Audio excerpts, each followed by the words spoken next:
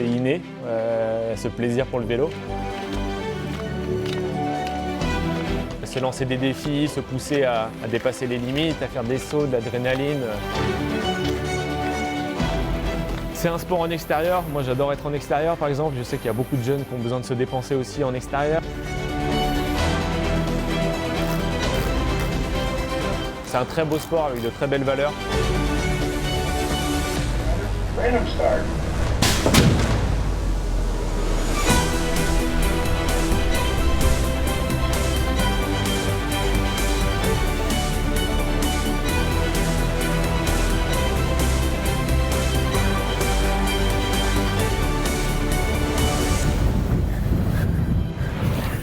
J'ai commencé le BMX à 5 ans et demi. On va dire qu'au début j'ai commencé sur les traces de papa avec la motocross, donc je tournais pas mal dans le jardin, sur des terrains aussi en club. Et puis mon arrière-grand-père m'a offert mon premier petit vélo. Et mes parents ont tout de suite remarqué que je tournais tout le temps avec, j'arrêtais pas, je le lâchais jamais. Je tournais même dans le salon autour de la table de la salle à manger. Et donc ils se sont dit on va regarder ce qui existe, on va dire, en discipline de vélo. Donc par hasard il y a eu des portes ouvertes ici même au club de Vitré. Et donc voilà, en septembre 2005, me voilà à faire une initiation ici sur la piste. Et puis après, ça n'a jamais lâché, quoi.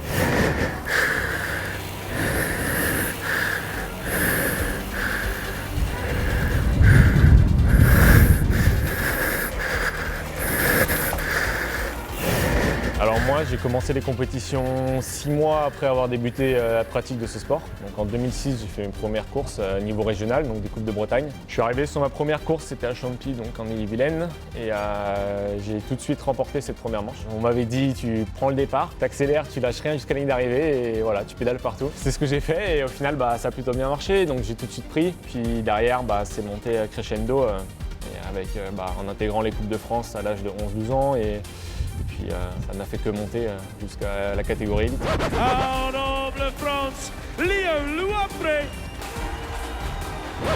17 to 24-year-old men Origo. Savage has had a blinder for Great Britain. Au final, je pars deuxième derrière l'anglais. C'était un très gros favori. Savage in there in one. Luapre in there behind him in the two spot chasing. Si j'arrivais pas à partir devant, il fallait que je me fasse petit pour pas me faire gêner, prendre sa roue et laisser la magie opérer.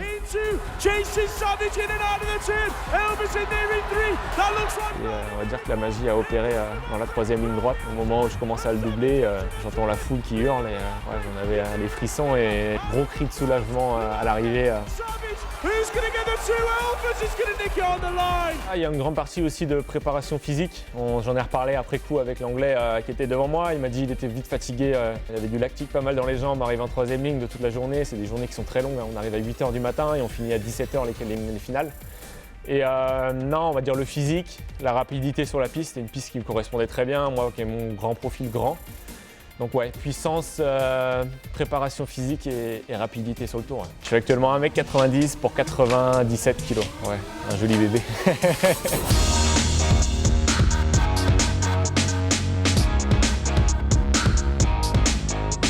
C'est pas du tout un profil de grimpeur, on va plutôt se rapprocher des profils, on va dire, en athlétisme 400 mètres.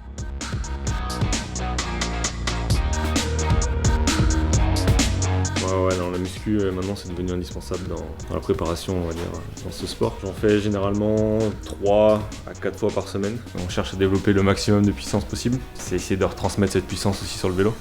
On travaille comme du sprint. L'objectif derrière, c'est de pouvoir être capable de tenir les 400 mètres et de développer le maximum de puissance sur cette distance-là. Ouais. Leo Lepierre. Globalement, sur le championnat du monde, ça a été un week-end, on va dire une semaine même parfaite. Le seul, on va dire, problème, c'était le changement de vélo, se réhabituer. J'ai pas eu l'occasion de rouler sur une piste entre ces deux vélos. Et il y a quand même, on va dire, quand même des habitudes, des réflexes, des automatismes qui demandent à juste être habitué. Rien que le changement de taille de roue.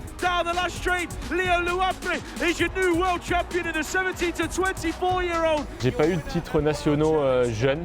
J'ai souvent été vers l'âge de 13-14 ans dans les, on va dire, 3-4 meilleurs français de mon âge. Et puis derrière, j'ai réussi à rentrer des podiums sur des manches, on va dire, chez les juniors en semi-pro. Puis derrière, on va dire les vrais gros résultats perf d'un autre niveau, ça a été, on va dire, cette année en redescendant chez les amateurs. Ouais. À un moment, il y a le travail, il y a les études à côté et oui, c'est sûr, ça grinçait des dents, mais D'un autre côté, on est plusieurs à être descendus aussi d'élite.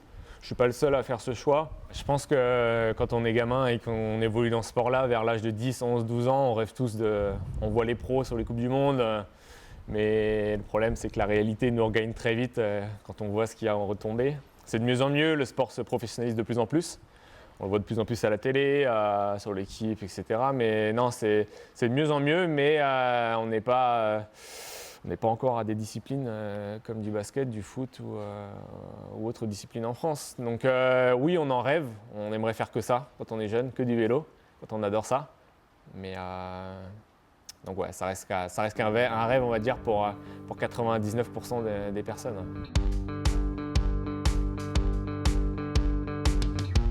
Alors ici, spécifiquement sur le site d'Étrelles, on est un site qui est rattaché à une activité liée à la défense. Moi j'ai signé maintenant il y a quelques semaines après l'obtention on va dire de mon diplôme, un contrat là. Et donc voilà, me voilà maintenant ingénieur méthode d'industrialisation, toujours sur le site d'Étrelles. Ça a toujours été un objectif chez moi de pouvoir privilégier les études et on va dire la carrière professionnelle. Le BMX c'est malheureusement un sport où on ne gagne pas très bien sa vie. Les personnes qui gagnent leur vie, on peut les compter sur les doigts d'une main. Et là j'ai trouvé une situation où j'ai un équilibre, où je peux encore pratiquer mon sport, je peux encore partir sur les week-ends de compétition et allier toujours mon travail à temps plein sans aménagement particulier.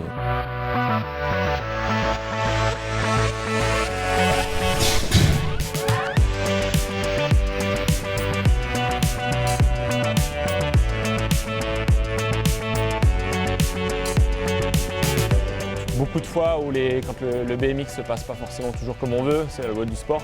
Ça fait du bien le lundi de retourner on va dire, dans un train-train où on redevient quelqu'un de complètement lambda et de passer complètement à autre chose. Donc quand ça se passe bien, tant mieux, on passe un très bon week-end.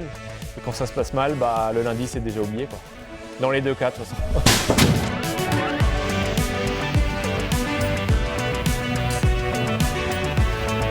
Prochaine étape, ça va reprendre en mars avec des manches de Coupe de France, des manches de Coupe d'Europe. Et derrière, mi-mai, départ pour les États-Unis à Rock Hill, donc en Caroline du Sud. Ouais, championnat du monde, ça va se repasser sur une semaine. Puis 15 jours plus tard, championnat d'Europe.